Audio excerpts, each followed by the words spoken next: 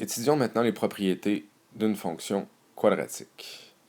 Alors, ici, si je regarde la parabole qui est devant nous, le domaine, c'est pas bien compliqué. Ici, les x peuvent prendre toutes les valeurs, donc on est face au réel. Notre codomaine, étant donné que notre parabole est orientée vers le bas, notre image commence à 0 et elle se termine dans les négatifs vers moins l'infini. L'abscisse à l'origine, donc où est-ce que ça croise l'axe des x?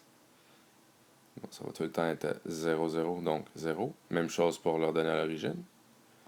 Le signe, ben, ici, étant donné que ma parabole est vers le bas, elle est négative sur l'ensemble des réels. Elle est tout le temps dans les négatifs. La variation, bon, ici, si on regarde la parabole, on voit que c'est croissant dans la première moitié. Donc, de moins l'infini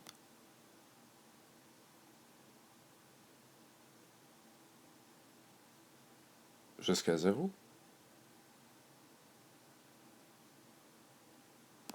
Et c'est décroissant à partir de 0 jusqu'à plus l'infini.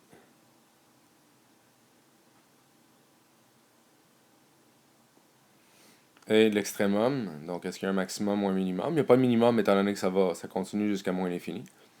Mais en ce qui concerne le maximum, on voit que la valeur maximum, c'est 0. Alors, il y a certaines propriétés qui vont toujours rester les mêmes, étant donné que vous ne regardez pas la parabole qui est translatée.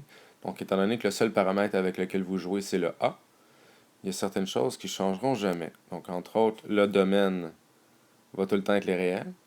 Sauf s'il y a un contexte. Là, quand il y a un contexte, évidemment, là, ça va toujours dépendre du contexte. Le codomaine, ça peut changer.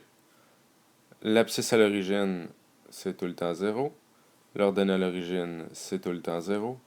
Le signe, ça peut changer. La variation peut changer, ainsi que l'extrémum. J'ai oublié d'indiquer d'ailleurs que mon extrémum, c'est ici un maximum.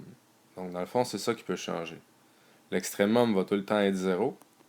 C'est juste que, dépendamment du signe du A, mon extrémum peut être un minimum si mon A est positif, et si mon A est négatif, mais ça devient un maximum, comme dans le cas qui nous intéresse. Alors voilà tout ce qui a trait aux propriétés de la fonction quadratique.